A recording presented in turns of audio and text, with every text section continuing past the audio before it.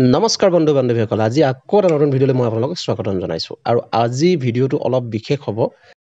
কিয়নো আজি হৈছে গৰু বিহু আৰু গৰুৰ বিহু দিনা আমি গৰুক গোহালিতে মাহ হালধি হেনাই গোটেই শৰীৰটোত তাৰপিছত আমি পথাৰলৈ লৈ যাওঁ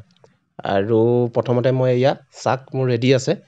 আৰু চাক যিহেতু ৰেডি আছে তো আমি এটা পথাৰলৈ যাম এয়া দেখিছে খৰাহি আৰু খৰাহিতে আমি চাকবিলাক ৰাখোঁ আৰু এয়া হৈছে তামোল পাণৰ টোপোলা আৰু এনেকৈ আমি গৰু বিহুটো পালন কৰোঁ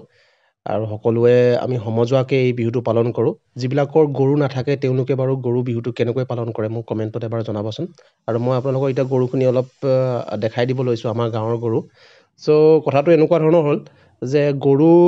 সংখ্যা দিনক দিনে কমি আহিছে আৰু মানুহৰ সংখ্যা বাঢ়ি গৈ আছে আৰু এয়া গৰু গা ধুৱাই এয়া হৈছে আমলৰি টোপ আৰু আমলৰি টোপটো হৈছে আমাৰ এইটো ট্ৰেডিশ্যনেল এটা খাদ্য হয় এইটো আমি বহাগৰ বিহুতে আমি আৰম্ভ কৰোঁ আজিকালি আমলৰি টোপ যিহেতু পাবলৈ নাইকিয়া হৈছে বহুত ৰেয়াৰ হয় আৰু এয়া হৈছে জেতুকা আৰু গৰু বিহুৰ দিনাই আমি জেতুকা লগাওঁ এয়া হৈছে আমাৰ পৰম্পৰা চ' বন্ধু বান্ধৱীসকল মোৰ ভিডিঅ'টো চাই আপোনালোকে কেনেকুৱানো পালে এবাৰ কমেণ্টত জনাব আজিলৈ আহিছোঁ ধন্যবাদ